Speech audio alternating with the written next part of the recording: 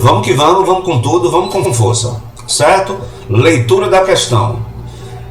Quando um átomo ele perde o seu estado de neutralidade, afirma-se que passou a condição de... Então, muito bem. Sabemos que o átomo ele tem essa propriedade de ser um sistema eletricamente neutro. Ele está num processo de neutralidade. O que isso quer dizer? Isso quer dizer que a quantidade de cargas positivas é igual totalmente à quantidade de cargas negativas. Quando um átomo ele não tem mais essa capacidade, ele perde essa capacidade, nós dizemos que ele agora não é mais um átomo. Ele é uma outra condição que a gente vai falar aqui para vocês. As alternativas, o que vem para a gente? Aí a gente diz aqui que a condição agora, por ele ter perdido a neutralidade, ele é um isóbaro. Não, isóbaro é aquele átomo que comparado a outro, ele apresenta o mesmo número de massa. Ou seja, aquele número que está em cima ali do átomo, tá bom? Isótono não é mesmo número de nêutrons. Isótopo é mesmo número atômico, também não é.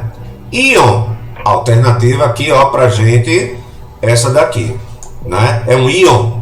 Por que ele é um íon, Bruno? Um íon é essa condição que um átomo tem de perder ou ganhar elétrons. Se ele perde elétrons, ele vai ficar positivo. Se ele ganha elétrons, ele está ganhando mais cargas negativas, ele está o quê? Negativo. Então a alternativa melhor para a gente aqui, essa aqui, ó, a quarta, na prova seria lá a letra D. Ok? Segunda questão. Muito fácil essa daqui, mas alguns podem aí cair numa pegadinha.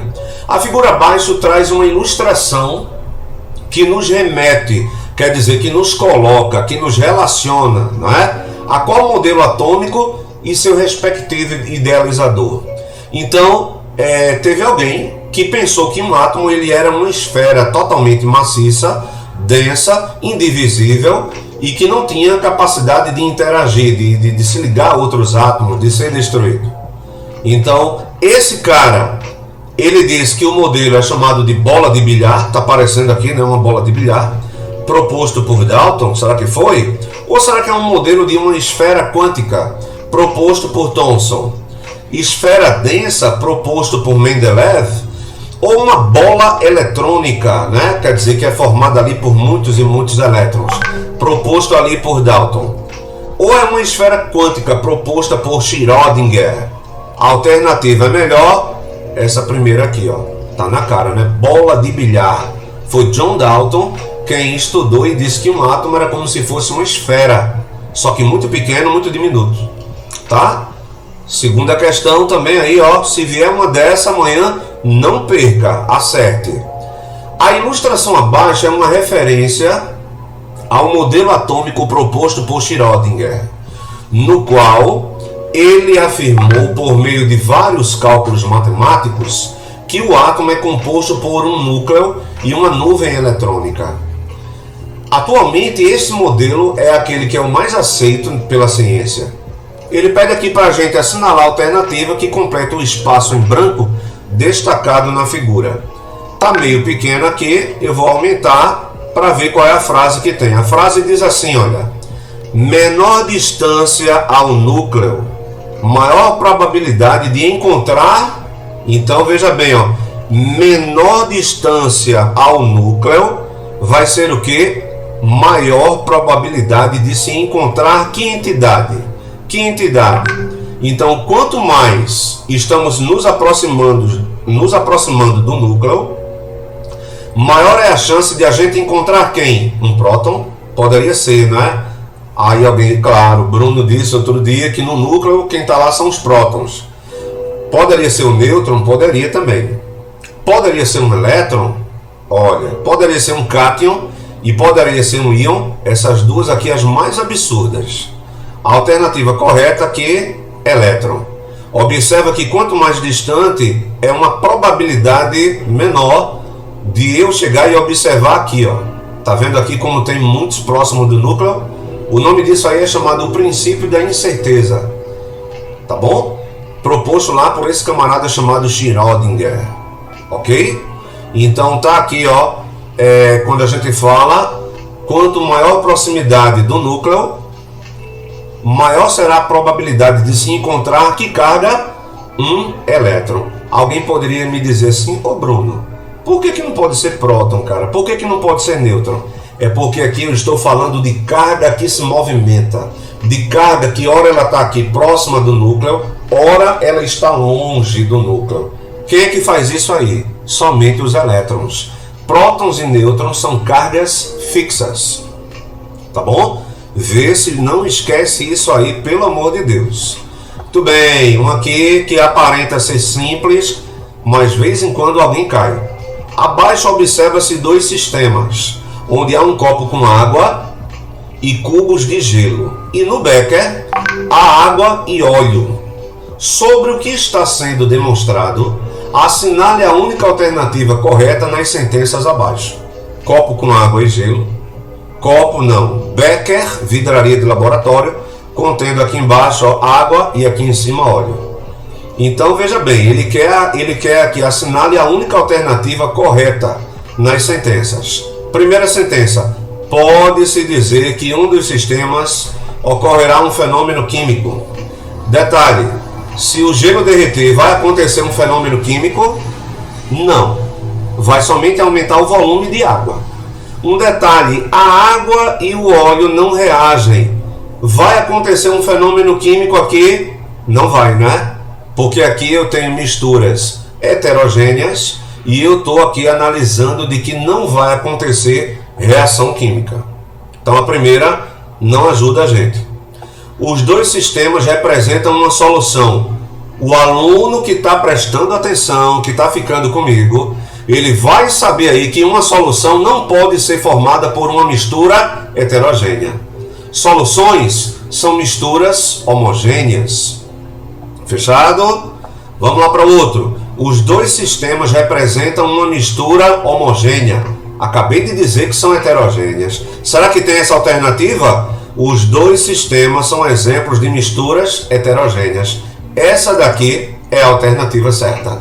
Detalhe: no copo ocorreu fenômeno físico e no becker ocorreu fenômeno químico. Não é. Nos dois meios ocorreram fenômenos físicos. Fez com que apenas e somente a composição química ali da matéria se mantivesse perfeita, sem alteração nenhuma. Então, os dois sistemas são exemplos de misturas heterogêneas. Bora para mais uma. Aqui, duas estruturas que são a mesma coisa, mas vai haver uma diferença por conta da natureza.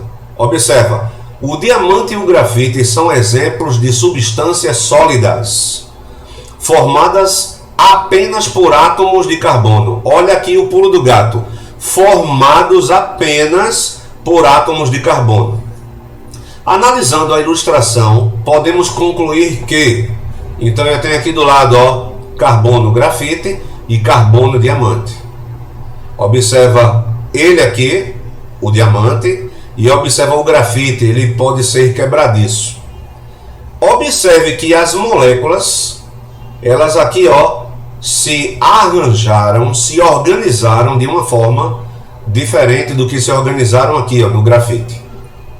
O Bruno, isso vai fazer muita diferença. E como vai fazer diferença? Observa que, por exemplo, às vezes na sua casa, no seu quarto, mudou os móveis assim de lugar. Essa mudança aí de móveis já dá uma nova vida, já dá aí uma nova cara. Parece até que você está em outro lugar, mas não é, é o mesmo lugar, é o mesmo quarto, não mudou absolutamente nada, certo? Vamos aqui ao que ele pede. O grafite e diamante têm as mesmas propriedades, pois são formados apenas por carbonos. Aqui uma mentira. São formados apenas por carbono, é verdade. Mas observa, o diamante é a substância mais dura desse planeta. E o grafite, ele não tem a mesma dureza. Se eu pegar o diamante e colocar ele numa temperatura de 1600 a 1800 graus, ele vira grafite. E o grafite, se eu colocar nessa mesma temperatura, ele vira diamante. Ou seja, as propriedades dele são diferentes. São formados por carbono, mas não são as mesmas propriedades, certo? Inclusive o grafite muito mais barato e o diamante muito mais caro, certo? Vamos para outra alternativa. Diamante e grafite divergem na organização e no rearranjo de suas moléculas. Epa, essa alternativa aqui, ela é boa. Quando tem uma alternativa assim que ela é boa, você precisa ler as demais para verificar se não tem alguma coisa que seja melhor do que isso. Então, tanto o grafite como o diamante são materiais heterogêneos. Será que são heterogêneos?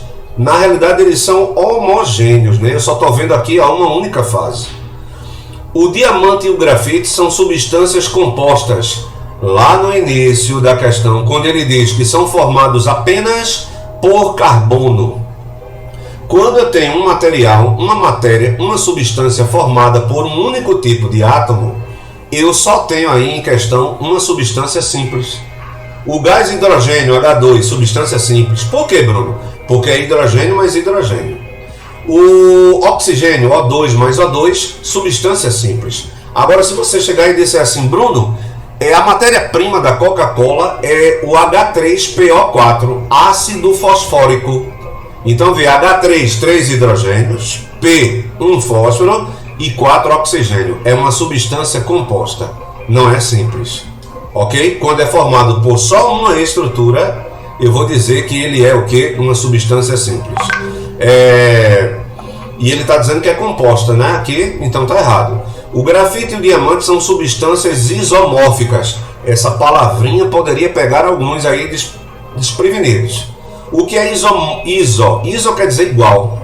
E mórficas quer dizer o quê? Formas. Me diga aí, o carbono e o diamante são a mesma forma? Vá numa joalharia e peça um diamante e o cara dê um grafite e diga assim, é a mesma coisa. Não é. Então a alternativa melhor, diamante e grafite divergem na organização e no rearranjo de suas moléculas. Então aqui, ó, essa alternativa 2. Fechado? Vai ter isso aí amanhã, viu? Observe a ilustração abaixo que faz alusão ao átomo de enxofre. Aqui, ó, enxofre. No latim, porque não é a letra E, Bruno, né? Porque está no latim. Sulfurum, quer dizer enxofre. Sobre tal átomo, assinale a alternativa não correta. Pelo amor de Deus, não correta. O que significa algo não correto? É o incorreto. Então, observa, aqui em cima 16, aqui embaixo 32.066. Pela regra de arredondamento, eu posso considerar aqui, ó, somente 32. Ou dizer que eu tenho aqui uma fraçãozinha aqui, ó. O que é isso aqui? Número atômico. O que é isso aqui? Massa atômica. Então, veja bem, ele quer o incorreto. O enxofre possui 16 prótons, sim ou não? Sim. Aqui, ó, está dizendo isso. 16 prótons, que também é 16 elétrons. Possui número de nêutrons inferior a 17. Será que é verdade? É. Como é que eu vou saber número de nêutrons? Eu vou pegar o número da massa que está aqui, menos esse aqui. Vai dar um valor que é inferior a 17. Tá bom? Quer ver? Pode fazer aqui, ó, subtrair 32 menos 16, vai dar um valor aí menor do que 17. Possui número atômico igual a 16, é verdade. Quando ele diz número de prótons, é também o seu número atômico. Possui 16 elétrons e 32 prótons. Será que aqui 32 prótons? Não é. Ok? Então ele quer a alternativa incorreta. Então aqui está, doutores. Apresento a vocês. Possui 16 elétrons e 32 prótons. Não, senão não é um átomo. Seria um processo iônico. Tá legal? Então, ó, essa aqui é a alternativa aqui correta. Correta que ele pede a incorreta, né? Por que tem que ser essa, Bruno? Porque ele está dizendo que são 32 prótons. E eu já vi aqui na primeira que são 16 prótons. Aqui, ó. Isso aqui significa dizer que ele tem no núcleo 16 prótons e na eletrosfera 16 elétrons. De boa? Vamos lá para o soro caseiro. Soro caseiro é um importante preparo que pode salvar uma vida. Verdade. Principalmente crianças acometidas por infecções intestinais.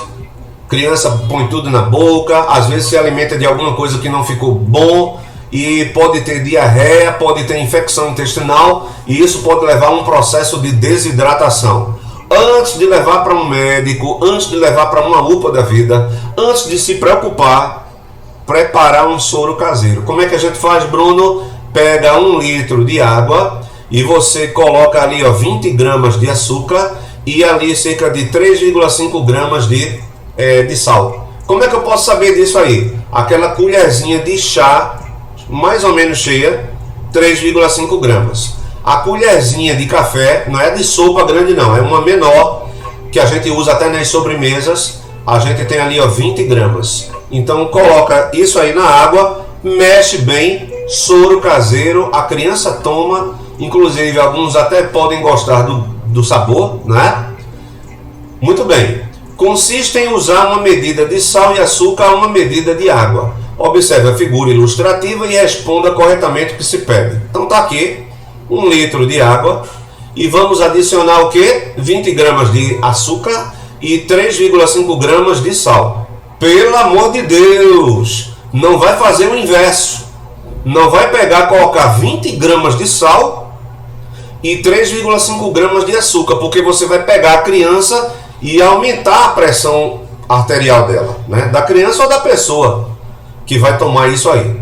Então vamos lá ver. Ele diz, observe a figura e responda corretamente o que se pede. Vamos aqui às alternativas. O soro caseiro, após diluição do sal e açúcar, apresentará 3 fases. É verdade isso? Quando eu mexer e dissolver o sal e o açúcar, eu vou ver ali as 3 fases, ou seja, a água, o sal e o açúcar. Não mesmo, porque o soro é uma solução e a solução é uma mistura homogênea. O soro caseiro é composto por um soluto apenas. Isso aqui está na cara que é mentira. São 2 solutos. Eu tenho aí o que? Sal e açúcar. São o soluto. Bruno, o que é soluto? Soluto é aquilo que dissolve, é aquilo que vai dissolver. E o que é o solvente? É a água, que vai ter o poder de dissolver, né? de fragmentar aquele pó, aquela matéria, e assim vai por diante. Ok? O sal e o açúcar não apresentarão solubilidade na água. Mentira, ele é solúvel na água, ele vai se dissolver na água. Não é isso? Ele se dissolve. O soro caseiro é uma solução preparada a partir de uma mistura heterogênea. Mentira. Lá vou eu dizer, toda solução é uma mistura homogênea. Certo?